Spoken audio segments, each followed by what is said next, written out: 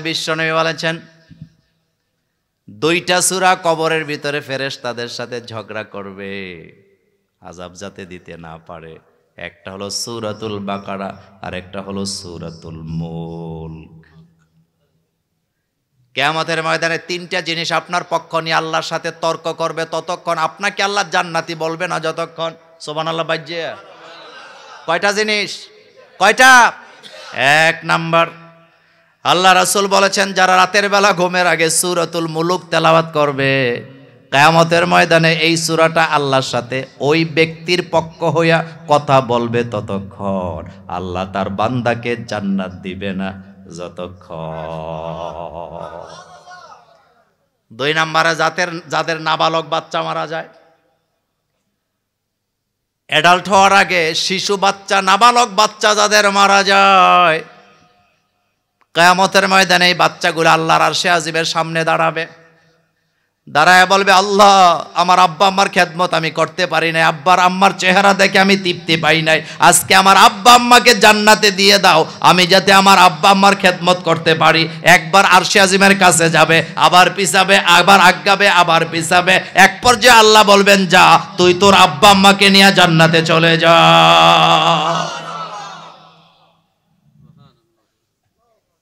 তিন নাম্বার রাসূল বলেছেন রমজানের রোজা, সারাদিন ক্ষুধার যন্ত্রণায় কাতরালেও খায় না, রোজা রাখে যারা, এই রমজানের রোজা কিয়ামতের ময়দানে আল্লাহর আদালতে তাদেরকে সুপারিশ করবে, অতক্ষণই করবে যতক্ষণ আল্লাহ জান্নাত দিবে না। এক পর্যায়ে বলবে যা রোজাদারের জন্য জান্নাত দিয়ে দিলাম। এই কোরআনুল কারীমের একটা সূরা আছে, এটা হলো কোরআনের হৃদয়। কোন সূরা? হৃদয় বলা হয় কোন সূরাকে? সূরাতুল ইয়াসিন। এটা হলো কোরআনের হৃদয়, কোরআনের। এবার বলেন কোরআনুল কারীমের অলংকার বলা হয় কোন সূরা? এটা হলো সূরাতুল আর রহমান। অলংকার পড়লে নারীদেরকে সুন্দর লাগে, কানে জিনিস দিলে, নাকে ফুল দিলে, আমার কলেজের বেড়া হাতে যদি চুরি পরে আমাদের মা বোনদেরকে সুন্দর লাগে। আর বিশ্বনবী বলেছেন কোরআনের অলংকার হলো সূরাতুল আর রহমান। কোরআন তো এমনিই সুন্দর, কিন্তু সূরা আর রহমানের কারণে সৌন্দর্য আরো বেড়ে গিয়েছে। এই সূরাতুল আর রহমান এমন একটা সূরা, বান্দার সাথে আল্লাহ সম্পর্ক করার সূরা, বান্দা আল্লাহর নেয়ামতের শুকরিয়া করার সূরা। এই সূরার ভিতরে আল্লাহর নেয়ামতের কথা আছে, জান্নাতের নেয়ামতের কথা আছে, এমনকি দুনিয়ার সুন্দর সুন্দর দৃশ্যের কথাও আছে। ও কলিজার যুবকেরা, কত দেশ ঘুরো, পিকনিকে যাও, পিকনিকে গেলে তোমরা কত নদী দেখো, দুইটা নদীর মোহনা যেই জায়গায় মিলিত হয়, অর্থাৎ দুইটা নদী এক জায়গায় যেখানে মিলে যায়, ওই দৃশ্যটা এতই সুন্দর, এতই সুন্দর, এতই সুন্দর। ওই মোহনার কথাও সূরাতুল আর রহমানের ভিতরে আছে না? না, মারাজাল বাহরাইনি ইয়ালতাকিয়ানি বাইনাহুমা বারযাখুল লা ইয়াবগিয়ান ফাবিআইয়ি আলাই রাব্বিকুমা তুকাযযিবান। আল্লাহ সমুদ্র বানাইছে, সমুদ্রের পারে যাবা। আল্লাহ নদীর মোহনা বানাইছে, নদীর মোহনায় যাবা। তবে সমুদ্রের পারে বান্ধবীরে লইয়া ঢেউয়ের সাথে নৃত্য করার জন্য আল্লাহ সমুদ্র বানায় নাই, সমুদ্রের ঢেউ আর সমুদ্র বানাইছে ওখানে দাঁড়ায়া আমাদের রবকে চিনার জন্য। আল্লাহর সৃষ্টি দেখে ঈমান মজবুত করার সুযোগ আছে না? না, হেতে এদের বান্ধবীরে লইয়া নদীর মধ্যে নামে ঢেউয়ের সাথে ধাক্কা দেয়, কোন ঢেউয়ের লগে দুল খাই। দিনাজপুরের পঞ্চম শ্রেণীর মাইয়া হারায় গেছে, 3 বন্ধু সহ খুঁজা পায় না, 5ম শ্রেণীর মাইয়া পাওয়া গেছে কক্সবাজার। বাপের 18,000 টাকা চুরি করে লইয়া বাগছে। কোন ক্লাসে পড়ে? কথা কর না কেন? আমাদের দেশের মুরব্বীরা কয় তোর নাবিটাই শুকাইছে না। আহারে, আমি ওই ওয়াজ আজকে করব না, তবে একটা কথা শোনেন, ইসলাম বিয়েকে করে সহজ, জিনাকে করে কঠিন। আর পাশ্চাত্যের আইন জিনাকে করে সহজ, বিয়েকে করে কঠিন। আপনি ইউরোপ, আমেরিকা, পাশ্চাত্যের দেশের আইনগুলোতে দেখেন, বিয়ে করতে পারবেন না আপনি, বড় কঠিন, আপনার কোটি কোটি টাকা চলে যাবে। কিন্তু হেতে ফ্যাম করলে কোনো সমস্যা নাই। কিন্তু ইসলাম বলছে বিয়ে ছাড়া কোনো নারীর সাথে সম্পর্ক করা যাবে না। এটা কোরআন বিরোধী। এটা কোরআন কেন করা হয়েছে আমার কলিজার ভাইয়েরা? কারণ একটা সমাজ ধ্বংস হয় তখন, জিনা ব্যভিচার বেড়ে যায় যখন। এই জন্য বলা হয়েছে বিয়ের আগে যারা দুই ছেলে মেয়ে মিলিত হবে জিনা করবে তাদের শাস্তি হলো আজ্জানিয়াতু ওয়াজ্জানি ফাজলিদু কুল্লা ওয়াহিদিম মিনহুমা মিয়াতা জালদা। ছেলে মেয়ে যদি বিয়ের আগে জিনা করে 100 ডোরা দেওয়া হবে, 1 বছরের জন্য এলাকা থেকে বিতাড়িত করা হবে। আর বিয়ের পরে যেটা করে সেটা আরো মারাত্মক, জিনা পরকীয়ায় রূপান্তরিত হয়। বিয়ের পরে যদি সেটা হয়, বিয়ের পরে জিনা করে যারা, তারা পশুর চাইতে আরো নিকৃষ্ট। কারণ তারা তাদের ছেলে মেয়ের ভবিষ্যৎ নষ্ট করে, তারা দুই পরিবারের ইজ্জত নষ্ট করে, দুনিয়ার সমাজকে নষ্ট করে। তারা পরিবারের জন্য, সমাজের জন্য ক্যান্সার। এজন্য আল্লাহর কোরআনের আইন হলো তাদের দুনিয়াতে বাঁচার অধিকার নাই, পাথর মেরে দুনিয়া থেকে বিদায় করে দাও। সূক্ষ্মভাবে চিন্তা করেন। বিয়ের পরে ছেলে মেয়ে হওয়ার পরে যারা পরকীয়া করে, প্রথম নম্বরে তারা তাদের ছেলে মেয়ের ভবিষ্যৎ শেষ। মমিন সিংয়ের মাইয়া, 1 বাচ্চার মা, চলে গেছে সন্দীপের এক পোলার কাছে মোবাইলে প্রেম করে যায় দে। পোলার 2টা চোখ নাই। কি নাই? কি নাই? সাংবাদিকেরা কয় তোমার তো স্বামী ছিল, বাচ্চা ছিল, তুমি এখানে চোখ নাই লোকের কাছে আইছো কেন? আমি তো মোবাইলে প্রেম করছি, দেখি নাই। আমার কলেজের ভাইয়ার এখন কয় যাইবানি, কয় আর রাস্তা নাই, স্বামী আমাকে নিবে না, এখন অন্ধটা লয়ে চলা লাগবে। এবার খেয়াল করেন, এই মেয়ে যে পরকীয়া করে চলে গেল, তার একটা বাচ্চা ছিল, এই বাচ্চার চিন্তাটাও করে নাই।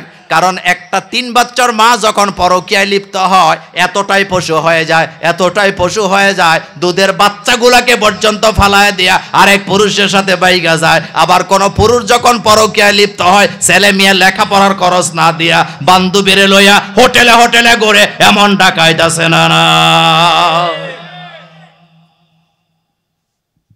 এই জন্য তার দুনিয়াতে বাঁচার কোনো অধিকার নাই। কিন্তু আমার দেশে বিয়েটা আলহামদুলিল্লাহ এখনো আছে বহাল তবিয়তে, কিন্তু একটা জায়গায় সমস্যা। সেটা কি? যদি 5ম শ্রেণীর মাইয়া অথবা 6ষ্ঠ শ্রেণী 9ম শ্রেণীর মেয়েরা যদি প্রেম করে, এটার কোনো শাস্তি নাই। কিন্তু যদি বিয়া দেন, চেয়ারম্যান জেলে যাবে, কাজী জেলে যাবে, মোল্লাও জেলে যাওয়ার সম্ভাবনা আছে না? না, বললাম না সেই কথা? আর কথা খাপে খাপে মিলে নিয়েন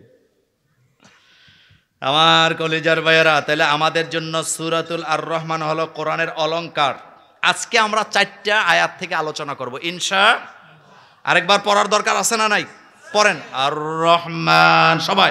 আর রহমান আল্লামাল কোরআন খলাকাল ইনসান আল্লামাহুল বায়ান।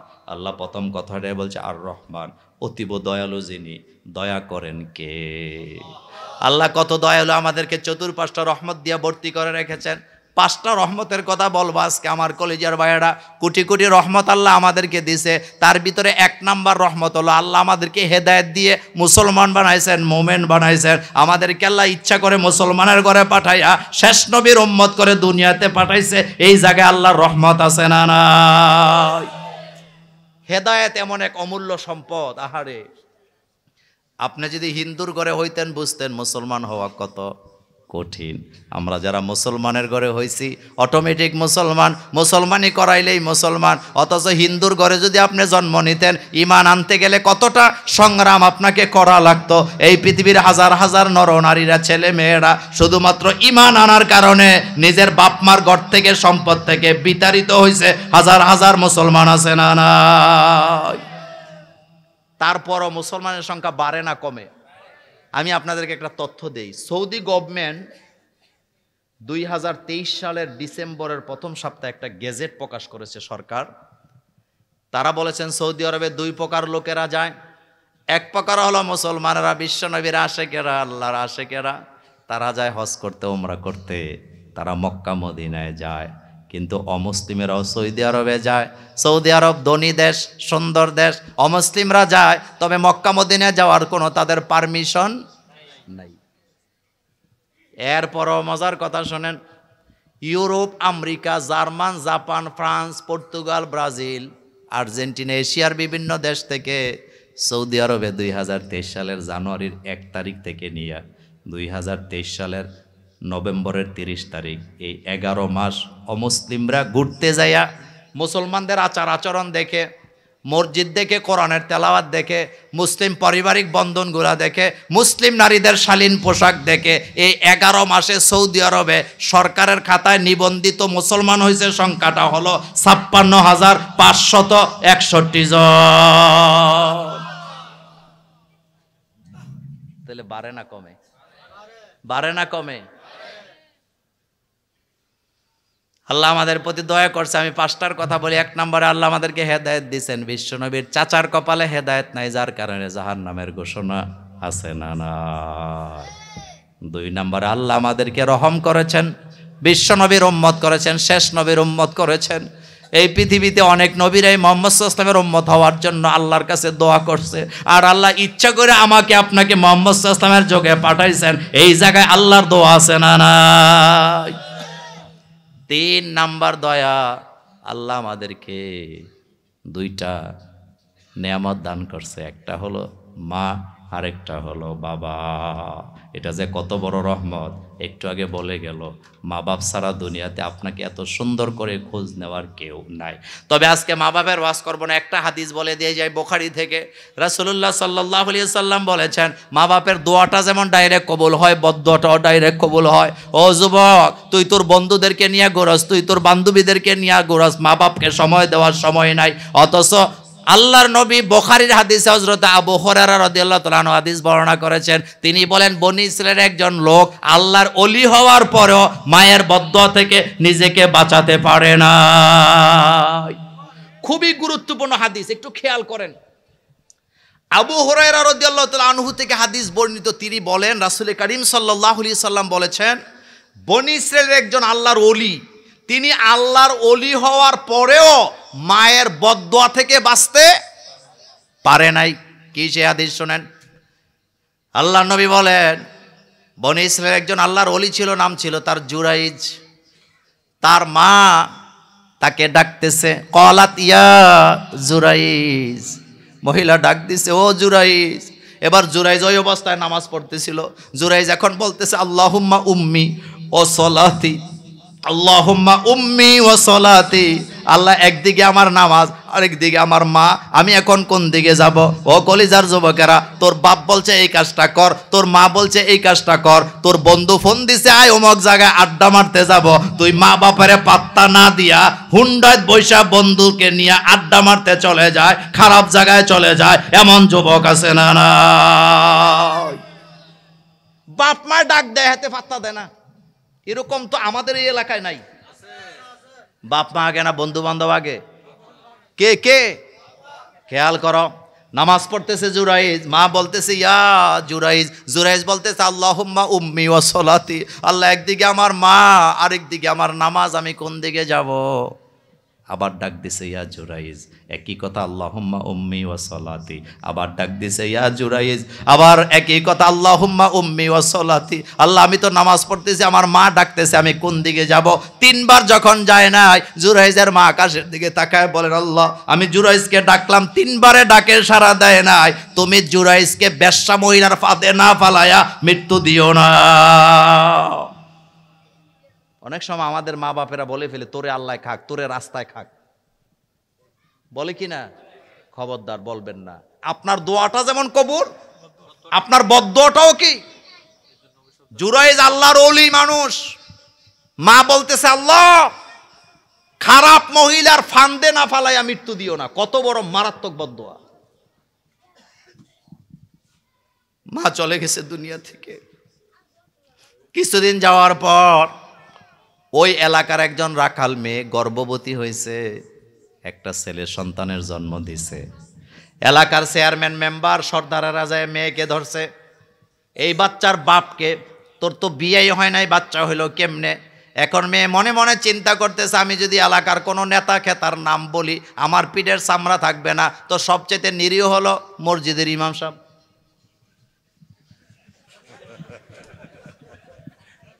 কে কথা কন না কেন? দেখবেন কিছু কিছু মসজিদ কমিটি যত জাল আয়া হুজুরের লগে মারে, এরকম আছে না? কয়দিন আগে আমি জোহরের নামাজ পড়বো, দাঁড়াইয়া গামছা দিয়ে মুখ মুছতে, একটা মসজিদে আজান হচ্ছে, আজানের নমুনায় বোঝা যায় যে এটা হুজুররা দেয় না, এটা একজন মুরব্বি দিতেছে। তা আমি মনে মনে ভাবলাম ভালোই হয়েছে, হুজুর বোধহয় মুয়াজ্জিন বোধহয় বাড়িতে গেছে, মুরব্বি আজান দেয়। তো আজান দিতে যায় হাইয়া আলা সলা না কইয়া ডাইরেক্ট হাইয়া আলাল ফালা। আজান যখন শেষ করছে আবার অন্য মুরব্বিরা কয়, এই কি আজান দিছে, হাইয়া আলা সলা তো কও নাই। উনিকে এখন কি করতাম, আবার দেও। আমি তখন হাসতেছিলাম, আমার মুচ্চায় মুচ্চা বললাম, যেই জাতি মুয়াজ্জিন ছুটি দিলে আজানটাও ঠিক মতো দিতে পারে না, সেই মসজিদ কমিটি মসজিদে গিয়া মুয়াজ্জিনের লগে ফাট লয়, এমন কমিটি আছে না? না, কথাটা আসতে কইলেন কেন? আছে না? দেখবেন যদি বলা হয় গ্রামে যে ইমাম সাহেবের বেতন বাড়াবে, মিটিং আছে, যারা নামাজি বান্দা তারা ঠিকই আসে, হুজুরের পক্ষ হইয়া বেতন বাড়ানোর দরকার। আর যেতে নামাজের কাছেও আসে না, আজান দেওয়ার সময়তে দোকানে বয়ে বয়ে বিড়ি টানে, হেতে আইয়া ফাট লয়, কয় এত বেতন দিয়ে কি করব? তোরে মসজিদে আইতে কইছে কেডায়? এরকম নাই? এরকম নাই? আচ্ছা ওয়াজটা নাই বা কলাম, ওইটা বাদ দিলাম, খেয়াল করেন। এখন বলতেছে আবার আজান দাও, হাইয়া আলাল সালাহ, তুমি বলো নাই। এখন আজান দিতে যাই আশহাদু আন্না মুহাম্মাদা রাসূলুল্লাহ বাদ দিয়ে চলে গেছে। এখন বুঝছেন তো কত বড় পাট লয়? এর দূরই কাম, এতটুকুই। আমার কলেজের ভাইয়ারা মাঝে মধ্যে মাহফিলে যায়, কানে কানে কয়, মোল্লা ভাই সময়টা কিন্তু বেশি ভালো না, বেশি হক কথার দরকার নাই, মানুষের কষ্ট দিয়েন না। আমি কই ভাই, হক কথা বললে কে কষ্ট পাইলো, কে কষ্ট পাইলো না আমার জানার দরকার নাই। হক কথা বললে আপনি ধরবেন আমাকে, আর হক কথা না বললে আমার আল্লাহ আমাকে ধরবে। আপনার ধরা আমি সহ্য করতে পারবো, আমার আল্লাহর আযাব আমি বরদাস্ত করতে পারবো না।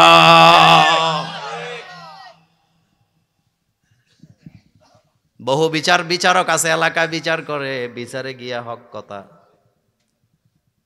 কয় না, এমন বিচারক আছে না? নাই? সেদিকে গেলাম না, কথা সামনে চলি। জুরাইজ নিরীহ মানুষ, আল্লাহর ইবাদত করে, আল্লাহর ওলি মানুষ। এবার মেয়ে ডাইরেক্ট বলতেছে এই বাচ্চার বাপ হলো জুরাইজ। জুরাইজ তখন উপরে একটা আল্লাহর জন্য ইবাদত খানা বানায় সেখানে নফল নামাজ পড়তেছে। এলাকার নেতা খেতারা লাঠি সোটা লইয়া কয় এবাদতগিরি বাইর করে আলামো, যাই ওনার ইবাদত খানাটা ভাঙ্গা ওনাকে এখান থেকে নামায় আনছে। উনি তো আশ্চর্য, কি হইছে কি হইছে, হুজুরগিরি দেখাও, আসো আসো আসো, তো কি করলাম? এই বাচ্চার বাপকে, আমি কমু কেমনে? এবার কয় মেয়েরে জিজ্ঞেস করতেছে এই বাচ্চার বাপকে, মেয়ে কই হুজুর। কথা কি বুঝতেছেন? আমি আপনারে বুখারীর হাদিস শোনাইতেছি মিয়া। এবার জুরাইজ মেয়েকে বলতেছে তুমি এগুলা কি বলো, তোমাকে তো আমি চিনি না। মেয়ে বলতেছে আপনার বাচ্চা এটা। জুরাইজ তো আল্লাহর ওলি, ও যুবক, আল্লাহর ওলি। জুরাইজের মা বদদোয়া দিছে, এই বদদোয়া রক্ষা করা আল্লাহর দায়িত্ব। আর জুরাইজ আল্লাহর ওলি, আল্লাহর ওলির ইজ্জত রক্ষা করার দায়িত্ব কার? দেখছেন কি টক্করটা লাগছে? একদিকে মায়ের বদদোয়া, আরেকদিকে আল্লাহর ওলি। কি টক্করটাই না লাগছে! মায়ের বদদোয়া এটা রক্ষা করার দায়িত্ব আল্লাহর, জুরাইজের ইজ্জত রক্ষা করার দায়িত্ব কার? এবার জুরাইজ বাচ্চার দিকে তাকায়া বাচ্চাকে বলতেছে, বাচ্চা তুমি তো ছোট বাচ্চা, তুমি তো মাসুম, তোমার সাথে তো ফেরেশতা থাকে, তুমি বলো তোমার বাপ কে? বাচ্চার জবান আল্লাহ খুলে দিছে, কারণ জুরাইজের মার বদদোয়া রক্ষা হয়ে গেছে। এখন জুরাইজের ইজ্জত রক্ষা করার দায়িত্ব আল্লাহর। এখন আল্লাহ বাচ্চার জবান খুলে দিয়েছে, বুখারীর হাদিস শোনাইতেছে। এবার বাচ্চা বলতেছে আমার রাসূল কোনো কথা বলে না। দ্বিতীয় দিন আবার আসছে, এসে বলেন হুজুর আমার মায়ের সাথে আমার স্ত্রীর ঝগড়া, আমি কি করব? রাসূল কোনো কথা বলে না। তৃতীয় দিন আবার আসছে, এসে বললেন হুজুর আমার মায়ের সাথে আমার স্ত্রীর ঝগড়া হয়, আমি কোন দিকে যাব? মায়ের দিকে যাব নাকি স্ত্রীর দিকে যাব? আল্লাহ রাসূল এবার বলতেছে, ও আব্দুল্লাহ শোনো, তোমার মা বাপ হলো তোমার জান্নাতের দুইটা দরওয়াজা। মা বাপের সাথে কেমন আচরণ করবার সিদ্ধান্ত তোমাকে নিতে হবে, সিদ্ধান্ত আমি দেব না। মা বাপ হলো জান্নাতের দরওয়াজা, সুবহানাল্লাহ পড়ো। মা বাপ জান্নাতের কি দরওয়াজা, দরওয়াজা, দরওয়াজা, এটা দিয়ে জান্নাতে যাওয়া লাগবে। তো এটা হলো আল্লাহ পাকের আমাদের জন্য 3 নাম্বার রহমত। 4 নাম্বার রহমত হলো আল্লাহর দেয়া কোরআন। এই কোরআনটাও আমাদের জন্য কি? এই কোরআনটা যাদের কাছে আছে তাদের জীবনে বরকত আছে, তাদের পারিবারিক বন্ধন মজবুত আছে। আর এই কোরআন যাদের কাছে নাই, পারিবারিক বন্ধন ছিন্ন ভিন্ন, তাদের দেশে অশান্তির আগুন আছে না না। আল্লাহ কোরআনে বলছেন আলাউ আন্না আহলাল কুরা আমানু ওয়াত্তাকাউ লাফাতাহনা আলাইহিম বারাকাতিম মিনাস সামাই ওয়াল আরদ। আল্লাহ বলেন দেশের জনগণ যদি আমার উপরে ঈমান আনো, ওয়ালাউ আন্না আহলাল কুরা আমানু, আমার উপরে যদি ঈমান আনো, ওয়াত্তাকাউ আল্লাহকে ভয় করে যদি জীবন চালাও, আল্লাহ বলেন আকাশ আর জমিনের সমস্ত রহমত বরকতের দরজা খুলে দিব তোমাদের জন্য। তাফসীর ইবনে কাসির পনেতা বলেন জমিনের বরকতের মানে হলো জমিনটাকে ফসল ফলাবার জন্য আল্লাহ উর্বর বানায় দিবে, আর আকাশের দরজার মানে হলো আকাশ থেকে সময় মতো বৃষ্টি দিয়া জমিনকে উর্বর করে দিবেন কে? সুবহানাল্লাহ। এই পৃথিবীতে একটা দেশ আছে বর্তমানে আফগানিস্তান, নাম শুনছেন? কথা কন না কেন? আফগানিস্তানের পতাকায় লা ইলাহা ইল্লাল্লাহ মুহাম্মাদুর রাসূলুল্লাহ আছে না না? আফগানিস্তান দেশটা আগে চালাইতো সাধারণ নেতারা, এখন চালায় মোল্লারা। কথা কি ঠিক বললাম? কিন্তু পার্থক্য আছে না নাই? একটু পড়বেন, আমি ওই আলোচনা আজকে করব না, একটু বলে দেই। আফগানিস্তানের বর্তমান অবস্থা, আফগানিস্তানের সব কোরআনের আইন এখনো চালু হয় নাই, তবে চুরির আইন, জিনার আইন, দুর্নীতির আইন চালু হয়েছে। আল্লাহর কোরআনের আইন হলো আস-সারিকু আস-সারিকাতু ফাকতাউ আইদিয়াহুমা, চুরি করবে যারা হাত হারাবে তারা। এটা কি মোল্লার কথা না আল্লাহর কথা? এই পৃথিবীর বিভিন্ন বড় বড় রাষ্ট্রগুলা নিজেদের অর্থনীতিকে টিকাবার জন্য যেই সময় যুদ্ধ করতেছে, সেই সময় আফগানিস্তানের অর্থনীতি 3 নাম্বার। কয় নাম্বার? কথা কন না, কয় নাম্বার? 3 নাম্বারে শুধু যায় নাই না, আফগানিস্তান বর্তমানে খাদ্যে স্বয়ংসম্পূর্ণ। গত বছর তারা ডালিমের চাষ করছে, অর্থাৎ যেই জমিনে আগে চাষ করতো আফিমের, নেশার চাষ, সেই জমিনে এখন তারা চাষ করে ডালিমের। আমেরিকা থেকে কৃষিবিদরা আসছিলেন ওই ডালিম নিয়ে গবেষণা করার জন্য। তারা রিপোর্ট দিয়ে গেছেন পৃথিবীর কোন জমিনে আফগানিস্তানের মতো এত রসালো, এত মজাদার ডালিমের চাষ কোন জমিনে হয় না। এই জমিন ছিল আগে চৈচির। আফগানিস্তানের মোল্লার একটা খাল কাটছে 130 কিলোমিটার। কেন কাটছে? কারণ কৃষিকাজে মনোযোগ দিছে। হযরতে ইউসুফ আলাইহিস সালাম যে দেশের অভাব দূর করছিলেন, আমার কলেজের যুবকেরা শোনো, আফগানিস্তানের মোল্লারা ঘোষণা দিয়েছে আমরা একটা নদী খনন করব, খাল খনন করব, যেটা দিয়ে আমার সব জায়গায় পানি পৌঁছানো যাবে। এখন খাল কাটার জন্য আমেরিকা আইছে, জাইকা আইছে, চীন আসছে, আমাদেরকে মোল্লারা কয় না, টাকা দিয়ে খাল কাটাম না, নিজেরাই। আমার চেয়ারম্যান সাহেব এখানে আছে, রাস্তার মধ্যে বাজেট দেয় 15 লাখ, স্যাপ দিয়া ল্যাপ দিয়া 7 লাখ নাই। কথা কন না কেন? আপনাদের এলাকায় হয় না এগুলো?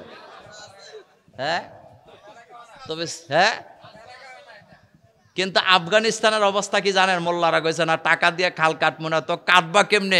আমার নবী কাটছে যেমনি আমরাও কাটবো তেমনে। সুবহানাল্লাহ বড় মিয়া। নবীজি খাল কাটে নাই কোন যুদ্ধে?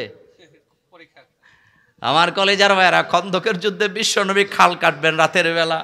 সাহাবায়ে কেরাম বললেন ইয়া রাসূলুল্লাহ, মরুভূমিতে এত বড় খাল আমরা কিভাবে কাটবো?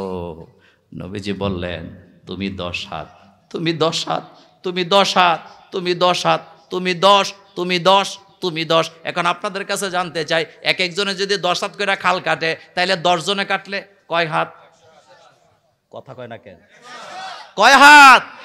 এখন আফগানের মোল্লারা কয় টাকা খরচ করে খাল হবে না, তো কাটবা কেমনে? আমি 10, তুমি 10, তুমি 10, তুমি 10। মোল্লারা পালাক্রমে 10 হাত 10 হাত 10 হাত করে করে খাল কাটতে কাটতে সেই নদীর দীর্ঘ বর্তমানে 130 কিলোমিটার। সুবহানাল্লাহ বলো মিয়া। কোরআন আছে যেখানে রহমত আছে। কথা এখনো শেষ হয় নাই। আমেরিকার ইঞ্জিনিয়ার সাহেবরা 17 বছরে যেই টানেল উদ্বোধন করতে পারে নাই, মোল্লারা উদ্বোধন করছে মাত্র 1.5 বছরে। কয় বছর? একটা টানেল এক প্রদেশ থেকে আরেক প্রদেশে যাওয়ার জন্য রাস্তা কমায় 302 কিলো। কয়শো? এটাকে বলা হয় পাহাড়ের নিচে দিয়ে যে টানেল। আমাদের বাংলাদেশেও টানেল আছে না, বঙ্গবন্ধু টানেল। খেয়াল করেন, পাহাড়ের ভিতর দিয়ে দুর্গম পাহাড়ের নিচে দিয়া যে সুড়ঙ্গ, এটাকে টানেল বলে। আফগানের মোল্লাদের ইঞ্জিনিয়ারে দেখে আমেরিকার ইঞ্জিনিয়াররা লজ্জা পাইছেন। তারা 17 বছরে এই টানেলটা উদ্বোধন করতে পারে নাই, কিন্তু গত মাসে এই টানেল মাত্র 1.5 বছরে আফগানের মোল্লারা উদ্বোধন করে দেখায় দিছে আমরাই সেরা। আমরা কি? আমরা কি?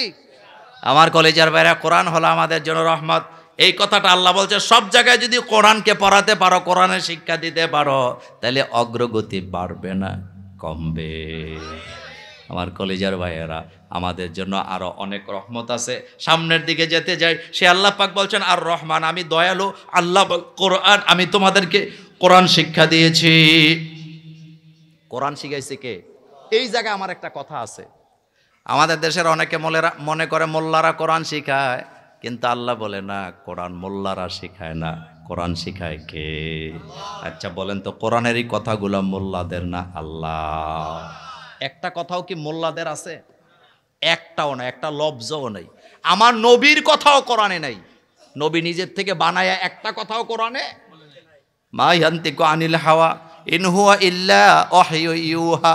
কবি কি সুন্দর করে বলতেছেন, মোহাম্মদ হারগিজ না গুফতা তা না গুফতা জিবরাইল, জিবরাইল হারগিজ না গুফতা তা না গুফতা রাব্বুল জলিল। কোরআন যেখানে থাকে সেখানে রহমত থাকে। এজন্য দেখবেন মাদ্রাসার ছেলেদের চরিত্র আর ভার্সিটির ছেলে মেয়েদের চরিত্রের মধ্যে রাত আর দিনের তফাৎ আছে না নাই? আমি ভার্সিটির বিরুদ্ধে কথা বলবো না, আবার উল্টো বুঝছেন, আপনাদেরকে একটা বাস্তব প্রমাণ দিই। আমাদের দেশে, আপনাদের এলাকায় হেফজখানা আছে না? কথা কন না কেন? হেফজখানার মধ্যে 24 ঘন্টা কিসের তেলাওয়াত হয়? আপনাদের মক্তবগুলোতে কোরআনের তেলাওয়াত আছে না নেই? মাদ্রাসায় হুজুরেরা কোরআন তেলাওয়াত করায়, রাতের 3টা বাজে ছেলে মেয়েগুলা উঠে। সেই ছেলে মেয়েগুলি সকালবেলা ভালো কোনো খাবার পায় না, বিরিয়ানি পায় না, ডিম পায় না, দুধ পায় না। হেফজখানার সকালবেলার খাদ্য হলো পাতলা ডাল, আলুর ভর্তা, ডাল দিয়া বাচ্চাগুলা খায়। আপনি যায় দেখবেন এতিমখানার ছেলে মেয়েরা মাছ মাংস সপ্তাহে 1-2 বারের বেশি পায় না, কিন্তু সকালবেলা পাতলা ডাল আর আলুর ভর্তা খাইয়া 3 মাসে, 4 মাসে, 1 বছরে, 1.5 বছরে 30 পারা কোরআনের হাফেজ হয়। রিক্সাওয়ালার ছেলে, হাজার হাজার ঘটনা আছে না না? কিন্তু কোটিপতির পোলা ভার্সিটিতে যাওয়ার পরে বিড়ি টানে, নেশা করে, এমন ঘটনাও আছে না নাই? আমি জিলা স্কুলের ছাত্রকে গাঁজা টানতে দেখছি, কুমিল্লা জিলা স্কুল। বাপে কত পরিশ্রম, মায়ে কত পরিশ্রম করে জিলা স্কুলে ছেলে মেয়ে টিকাইতো। এখন না লটারি আসছে। আপনারা যারা মুরব্বী আছেন, যারা কুমিল্লায় থাকেন, একটা ছেলে মেয়েকে জিলা স্কুলে টুকানো সহজ না কঠিন? যুদ্ধ করা লাগতো, যুদ্ধ। আমি রেস কোর্সের এমন ছেলেকেও চিনি, রোল নাম্বার 1 ছিল, কিন্তু এখন রাস্তায় রাস্তায় গাঁজা টানে। তাহলে বোঝা গেল রোল নাম্বার 1 হওয়ার চাইতে ভালো মানুষ হওয়াটা জরুরি। আর মানুষ হবে তখন ছোট্টবেলা থেকে কোরআন পড়বে যখন। কথা কি ঠিক বললাম? কথা কি ঠিক বললাম? আমার কলেজের ভাইয়ারা, ব্যাখ্যা দেব না, কথা সময় কম, সামনে কিছু কথা বলবো। তাহলে বুঝে, আপনাদের কি কষ্ট হইতেছে নাকি? কষ্ট হইতেছে? একটু চলবো, আর একটু চলবে তো। বলতেছিলাম, কোরআন কি মোল্লারা শিখায় না আল্লাহ শিখাইছে? এখন কোরআনের কথা বললে বুঝতে হবে এটা মোল্লার কথা নয়, এটা হলো আল্লাহর কথা। আমরা অনেকে মনে করি হুজুরেরা কোরআন শিখায়। আল্লাহ জানায় দিয়েছে না, হুজুরেরা কোরআন শিখায় নাই, দুনিয়ার কোনো মানুষও তোমাদেরকে কোরআন শিখায় নাই। তো শিখাইলো কে? আল্লাহ বলছেন আল্লামাল কোরআন, আমি কোরআন শিখাই। বিশ্ব নবীর উপরে কোরআন নাজেল হয়, আল্লাহর নবীর উপরে জিবরাইল আমিন কোরআনের আয়াত তেলাওয়াত করে শোনায়। আল্লাহ রাসূল কোরআন মুখস্থ করতে যায়া জিহ্বাটাকে খুব বেশি নাড়াচাড়া করছেন, উড়াচ্ছেন। আল্লাহ নবী তাড়াহুড়া করতেছে। আল্লাহ জানায় দিলেন, লা তুহাররিক বিহি লিসানাকা লিতাআজালা বি। হাবিব, কোরআন মুখস্থ করার জন্য জিহ্বাটা এত নাড়াচাড়া করার কোনো দরকার নাই। আমার জিবরাইল আপনাকে একবার তেলাওয়াত করে শোনাবে, আপনি আমার জিবরাইলের সাথে একবার তেলাওয়াত করবেন, আপনার কলিজার ভিতরে পুরা কোরআন আমি জমায়া দেব। কয়দিন আগে দেখলাম লক্ষ্মীপুরের একটা ছেলে 4.5 মাসে হাফেজে কোরআন। কয় পারা কোরআন? কয় পারা? আপনাকে আমাকে দিলে একটা সূরা মুখস্থ করতে পারবেন না। লক্ষ্মীপুরের একটা ছেলে মাত্র 4.5 মাসে, আমাদের কুমিল্লা ইবনে তাইমিয়া স্কুল অ্যান্ড কলেজের হেফজখানার একটা ছেলে মাত্র 49 দিনে 30 পারা কোরআনের হাফেজ। সুবহানাল্লাহ বাজ্যে কইন আর কি। আমি একবার কক্সবাজারের রামুতে গেলাম একটা মাহফিলে, তো তারা আমার হাত দিয়া ছেলেদের বাচ্চাদেরকে পাগড়ি পরাবে।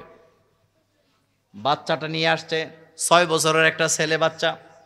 আমি পাগড়িটা তার মাথার মধ্যে পরাচ্ছিলাম, তার মাথার মধ্যে পাগড়িটা জাগা হয় না। বাচ্চাটা এত ছোট, 6 বছরের বাচ্চা তো ঠিক মতো কথাই বলতে পারে না। আমরা তো 6 বছরের বাচ্চা স্কুলেও দেই না। আমি তাকায় বললাম, এটা কি হাফেজ? হাফেজ সাহেব কয়, হ্যাঁ হুজুর এটা হাফেজ। তবে মজার ব্যাপার হলো এই ছেলেটা মাত্র 48 দিনে কোরআনের হাফেজ। সুবহানাল্লাহ বাজ্যে কইেন। কয় দিনে? কয়দিন? মাত্র 48 দিনে কোরআনের হাফেজ। পাগড়ি পরাইলাম।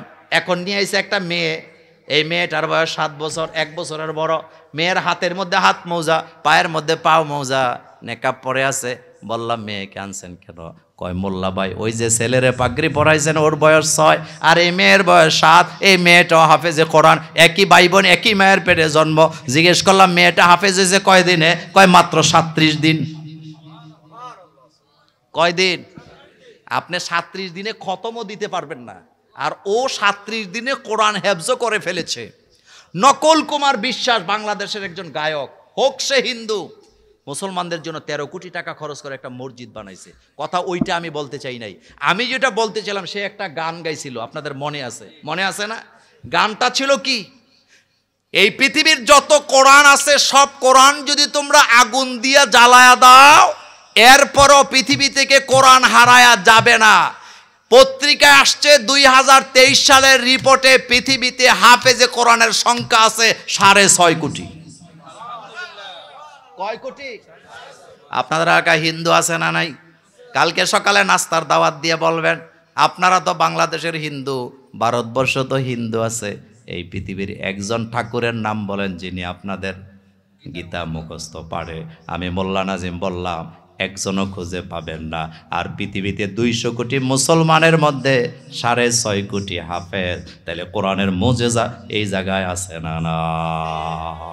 কোরআন যে কত মজার কিতাব, এই কোরআনের ভিতরে আজগুবি কোনো গল্প আপনি পাবেন না, কোনো সাহিত্যের নামে কোনো উল্টাপাল্টা শব্দ আপনি পাবেন না। কোরআনের যত মুজেজা আছে তার ভিতরে একটা হলো, এই কোরআনের ভিতরে আপনি অশালীন কোনো শব্দ পাবেন না। সুবহানাল্লাহ বলবেন না? অশালীন কোনো শব্দ আপনি, অথবা যেই শব্দটার অর্থ হয় অশালীন, এমন একটা শব্দ আপনি কোরআন থেকে দেখাতে পারবেন না। তাহলে কোরআন আমাদের দরকার আছে না নাই? 3 নম্বর আয়াত, খলাকাল ইনসান। এটা বলে আমি শেষ করব। মানুষ বানাইছে কে?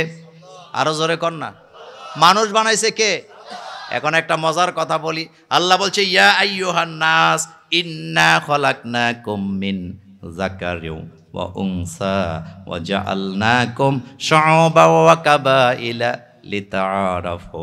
আল্লাহ বলছেন, ও দুনিয়ার মানুষেরা, আমি প্রথমে নারী বানাইছি, তারপরে পুরুষ বানাইছি, আগে বানাইছি শরীফ, পরে বানাইছি শরীফা। আর এখন ইদানিং কিছু লেখকের জন্ম হয়েছে, শরীফ নাকি চিন্তা করলে শরীফা হয়ে যায়, এমন বেকুব মার্কা লেখক আমার দেশে আছে না? না।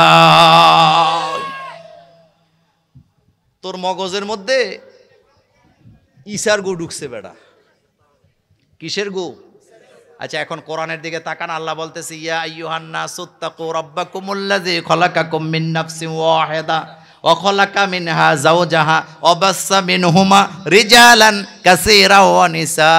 আল্লাহ বলেন, ও দুনিয়ার মানুষের, আমি প্রথমে তোমাদের বাবা আদমকে বানাইছি, একজন বানাইছি আদম, তার থেকে তার স্ত্রী হাওয়াকে বানাইছি, এরপরে 2 জন স্বামী স্ত্রীর মিলনের মাধ্যমে বাসসা মিনহুমা রিজালান কাসীরা ওয়া নিসা, সেখান থেকে সারা দুনিয়াতে আমি লক্ষ লক্ষ নর নারী ছড়ায়া দিয়েছি। তাহলে বোঝা গেল নারী পুরুষ একসাথে করে দুনিয়াতে প্রজনন ক্ষমতা দিয়া দুনিয়াতে পাঠাইছেন কে? আচ্ছা, আপনাদেরকে আমি একটা মজার প্রশ্ন করি। হযরতে আদম আলাইহিস সালাম হচ্ছেন পৃথিবীর প্রথম পুরুষ, এটা সব ধর্মের লোকেরাই মানে। কথা বুঝছেন তো? তা আমি একবার রাঙ্গামাটি গেলাম। কোথায় গেলাম? রাঙ্গামাটি একটা জায়গা আছে আপনার, ওই যে রাজবাড়ি, ওখানে এখনো রাজা আছে, ওখানে একটা বৌদ্ধ মন্দির আছে। তা আমি ছাত্র জীবনের কথা, তো ওখানে গেছি, যাওয়ার পরে আমাদেরকে খাবার টাবার দিছে শাকসবজি দিয়া। তো একজন ভিক্ষু, বৌদ্ধ ধর্মের যারা ধর্মীয় গুরু তাদেরকে কি বলে? ভিক্ষু বলে। আমি বললাম ভাইজান এত দূরের থেকে আইছি, খাবার দিলেন শুধু শাকসবজি, গোস্ত টোস্ত নাই। তো উনি হাসি দিয়ে আমারে কয়, মোল্লা ভাই আমরা জীব হত্যা করি না, আমরা গোস্তও খাই না। উনি কিন্তু আমার প্রশ্নের উত্তর দেয় নাই, উনি আমারে কি দিছে? গুতা দিছে। কথা ঠিক না? কি দিছে? কথাটা কি বলতেছে? যে আমরা জীব হত্যা করি না, আমরা গোস্ত খাই না। আচ্ছা গোস্তের মধ্যে কি আছে বলেন তো? আমিষ আছে না? তো মানুষের শরীরের জন্য আমিষ লাগে কি লাগে না? আচ্ছা শোনেন, এরপরে আমি আর মাতি নেই, আমি চিন্তা করতেছি রাহ ওস্তাদের মায়ের। তো আমাদেরকে একটা ওই যে মন্দিরের ভিতরে নিয়ে গেছে, ওখানে বড় একটা গৌতম বুদ্ধের মূর্তি আছে, আবার চতুর্দিকে হাজার হাজার মূর্তি। তো আমি জিজ্ঞেস করি এগুলা কয়? এগুলা সব গৌতম বুদ্ধের মূর্তি। তা আমি বললাম ভাইজান আপনাদের ধর্মের নাম কি? কয় কেন জানেন না? বৌদ্ধ ধর্ম। তা আমি কইলাম ভাইজান আপনাদের আদি পিতার নাম কি? মানে আপনাদের প্রথম পুরুষ কে? কয় অ্যাডাম। তো অ্যাডামও তো আদম নাকি? আমি গেলাম ভাইজান ঠিক আছে বুঝে গেছি, আপনাদের প্রথম পিতা যিনি আমাদেরও প্রথম পিতা, কিন্তু তিনি যিনি আপনাদের অ্যাডাম তিনি আমাদের আদম। কয় হ্যাঁ এটাই তো কথা। আমি এখন হাসি দিয়ে বললাম ভাইজান তাইলে বোঝা গেল আপনি যার সন্তান আমিও তারই সন্তান। এখন আপনার কাছে জানতে চাই আদম আলাইহিস সালাম কি মুসলমান ছিল না বুদ্ধিস্ট ছিল? বুঝেন না? আদম আলাইহিস সালাম কি বুদ্ধিস্ট ছিল? উনি চুপ করে থেকে হাসি দিয়া কয় আদম আলাইহিস সালাম তো মুসলমানই ছিল। তা আমি কইলাম আদম আলাইহিস সালাম পৃথিবীর প্রথম পুরুষ, তিনি যদি মুসলমান হয় তা আমি তো জানি বাপ্পু যদি বুইয়া হয় পোলা বুইয়া হয়, বাপ যদি চৌধুরী হয় পোলা চৌধুরী হয়, বাপ যদি সরকার হয় পোলাও সরকার হয়। তো বাপ যদি মুসলমান হয় আপনি বুদ্ধিস্ট হইলেন কেমনে? কয় কেমনে হইছি হেডেই তো জানি না। এখন আমি বললাম ভাইজান আদম ছিল মুসলমান, আমরাও মুসলমান। আদমের কাছে যেই জিকির আমাদের কাছেও সেই জিকির, আদমের কাছে যেই কালিমা আমাদের কাছেও সেই কালিমা। আর কালিমা হলো লা ইলাহা ইল্লাল্লাহ। জোরে লা ইলাহা ইল্লাল্লাহ, লা ইলাহা, লা ইলাহা ইল্লাল্লাহু মুহাম্মাদুর রাসূলুল্লাহ সাল্লাল্লাহু আলাইহি ওয়াসাল্লাম। তো মানুষ বানাইছে কে? আগেও লেখাপড়া ছিল এখনো আছে। বর্তমান লেখাপড়া নিয়ে আমার কোনো টেনশন নাই, কিন্তু একটা জায়গায় টেনশন আছে, কিছু কিছু কবিতা কিছু কিছু গল্প নিয়ে আমাদের আপত্তি আছে না না? বাচ্চাদেরকে মিথ্যা কথা গল্পের ছলে হোক মিথ্যা কথা বলা যাবে না। এই হাদিসটা বলে আমি শেষ করতে চাই। রাসূল করিম সাল্লাল্লাহু আলাইহি ওয়াসাল্লাম বসা, আল্লাহর নবী বসে আছেন, একজন বেদুইন মহিলা তার ছোট্ট বাচ্চাকে ডাকতেছে, এদিকে আসো। বুখারী মুসলিমের হাদিস। বাচ্চা আসে না, ছোট বাচ্চা দূরে দুষ্টামি করতেছে, মা ডাকতেছে কিন্তু বাচ্চা আসে না। মা ছিলেন বেদুইন। মা তখন বাচ্চাকে এভাবে হাত তুলে মুঠ করে বলতেছে বাবা আমার দিকে আয়, তোরে মজা দেমো। কি দিবে? এরকমের কাজ আমাদের এই এলাকার মহিলারা করে না। কথা জোরে বলেন, করে কিনা? মহিলা যখন হাতটা মুঠ করে বললেন কাছে আসো তোমাকে মজা দেব, বাচ্চাটা দৌড়ে মায়ের কাছে আইসা মায়ের হাতটা নিয়ে খুইলাই দেখে কিচ্ছু নাই। বাচ্চার মনটা খারাপ হয়ে গেছে। আল্লাহর নবীর চেহারা মোবারক গোসায় লাল হয়ে গেল। নবীজি বলেন তুমি কেমন মা? তুমি তো ইচ্ছা করে বাচ্চাটাকে মিথ্যা কথা শিখাই দিলা, তোমার এই কথার কারণে বাচ্চাটাও মিথ্যা কথা শিখবে, ফাঁকিবাগেজি শিখবে। আর আমার মায়েরা বাচ্চাকে পড়ার জন্য নানার বাড়িতে বেড়াইতে নেওয়ার জন্য মিথ্যা আশ্বাস দেয়, এমন মা বাপ আছে না? নাই। কোনো ওয়েতে, কোনো রাস্তায়, কোনো ক্রমেই ছেলে মেয়েকে মিথ্যা কথা শিখানো যাবে না। আর কত মিথ্যা কথা শিখে আমরা এরকমের আছেন।